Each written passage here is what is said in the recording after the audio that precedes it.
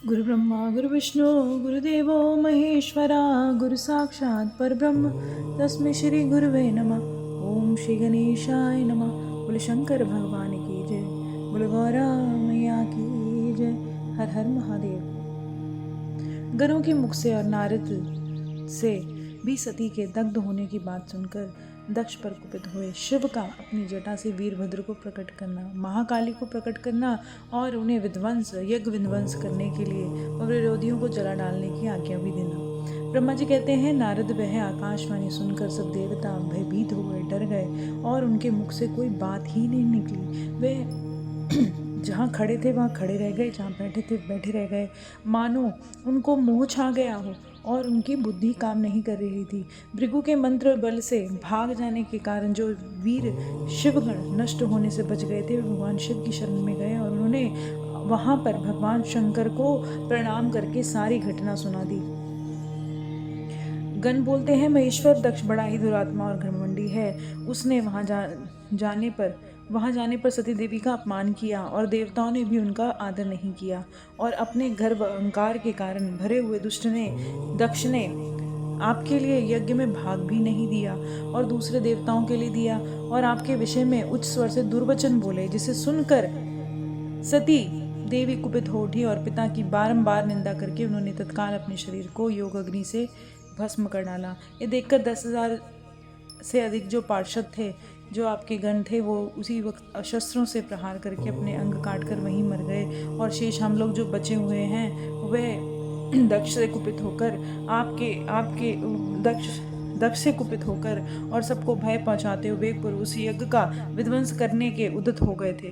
परंतु विरोधी भृगु ने अपने प्रभाव से हमें रोक लिया और मंत्र बल का उसके मंत्रों का हम सामना न कर सके। विशंभर, वे ही हम लोग आपकी शरण में आए हैं। दयालु, वहाँ प्राप्त हुए भय से हमें बचाइए, निर्भय कीजिए। महाप्रभु, उस यज्ञ में दक्ष आदि सभी दुष्टों ने घमंड में आकर आपका विशेष रूप से अपमान किया है। कल्याणकारी शिव, इस प्रकार हमने अपना और सती देवी का और दक्ष आदि का सारा वृत्तांत आपको कह सुनाया। अब आपकी जैसी इच्छा हो वैसा कीजिए। पार्षदों की बात सुनकर भगवान शंकर ने वहां सारी घटना जानने के लिए शीघ्र ही नारद जी का स्मरण किया। देवर्षि नारद जी वहां पहुंच गए और भगवान के स्मरण करने पर तुरंत ही वहां आ गए और शंकर जी को भक्तिपूर्वक प्रणाम करके खड़े हो गए। स्वामी शिव ने तुम्हारी प्रशंसा करके तुमसे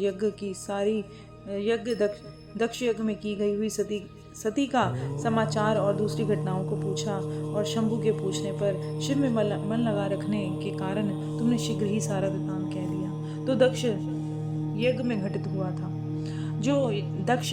हुआ था, तुम्हारे मुख से निकली बात को सुनकर शिव जी को बहुत क्रोध आ गया और रुद्र ने तुरंत ही बड़ा भारी क्रोध प्रकट किया।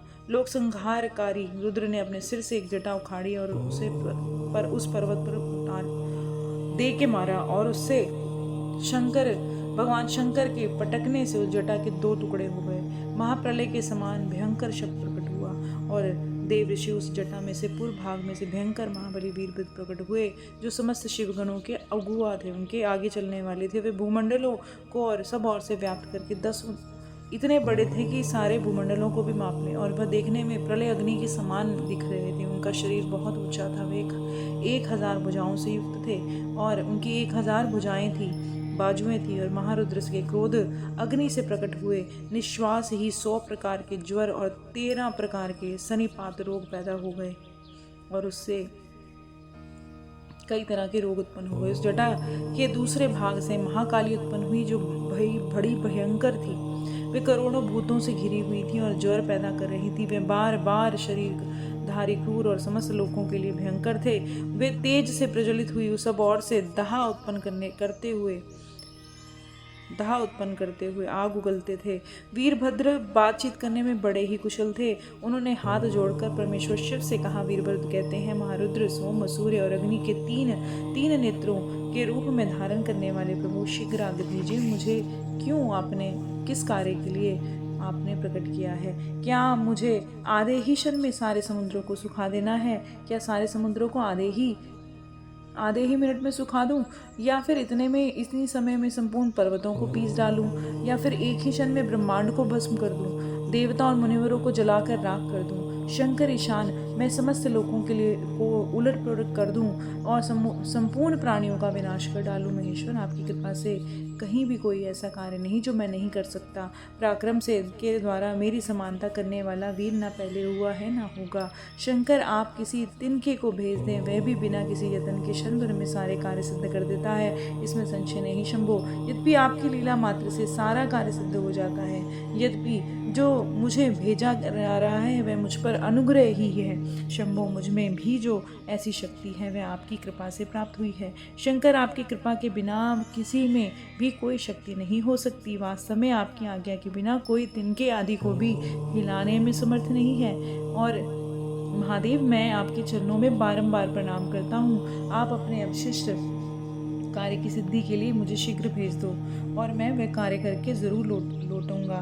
मेरे दाहिने अंग बारंबार फड़क रहे हैं, इससे ये सूचित हो रहा है कि मुझे विजय ज़रूर प्राप्त होगी। मुझे भेजिए शंकर। मैं आज मुझे कोई अभूतपूर्व और विशेष हर्ष उत्साह अनुभव हो रहा है। मेरा चित्त आपके चरण कमल में लगा है। पग पग में मेरे लिए शुभ परिणाम का विस्तार होगा। शंभो, आप शुभ के आधार हैं। आप में दृढ़ भक्ति है, उसी को सदा विजय प्राप्त होती है।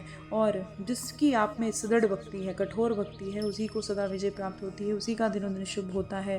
ब्रह्मा जी कहते हैं, नारद इस प्रकार से बात सुनकर सर्वमंगला के पति भगवान शिव संतुष्ट हो गए और वीरभद्र तुम्हारी जय हो ऐसा आशीर्वाद देकर वे बोलते हैं। महेश्वर कहते हैं, मेरे पार्षदों में शेष वीरभद्र ब्रह्मा जी का पुत्र दक्ष बड़ा ही दुष्ट है। उस मूर्ख ने बड़ा घमंड आ गया है।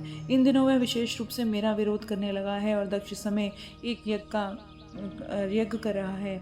उस समय इस यज्ञ करने के लिए उद्यत है। तुम याग और परिवार सहित उस यज्ञ को सारे परिवार सारे गणों के साथ जाओ और शीघ्र ही उस यज्ञ को भस्म करके लौट के आओ। यदि देवता गंधर्व कोई तुम्हारे रास्ते में आए तो तुम उसे शीघ्र ही भस्म कर देना। दधीचि की दिलाई हुई ऐसी शपथ का उल्लंघन करके जो देवता आदि यहाँ ठहरे हुए हैं, कि दधीचि ने श्राप दिया था उसके बाद भी जो वहाँ रुके हुए हैं, तुम उन्हें भी निश्चय जलाकर भस्म कर दो। जो मेरी शपथ का उल्लंघन करके गर्भपूर्वक वहाँ ठहरे हुए हैं, जो मेरी शपथ का भी, कि उन्होंने ऐसा बोला था कि जो यहाँ रुकेगा उसका भी सर्वनाश हो जाएगा, फिर भी वहाँ रुके हुए हैं, सब घमंड से भरे हुए हैं, सब के सब मेरे द्रोही हैं। उन्हें अग्नि की माया से जलाकर भस्म कर दो। दक्ष की यज्ञशाला में अपनी पत्नी और सारभूत उपकरणों के साथ बैठे हुए जितने देवता हैं सबको जला के भस्म कर दो और शीघ्र यहाँ वापस लौट आओ। तुम्हारे वहाँ जाने पर विश्वदेव आदि गण भी यदि तुम्हारे सामने आ जाए, चाहे विश्वदेव गण भी तुम्हारे सामने आ जाए, तुम्हारी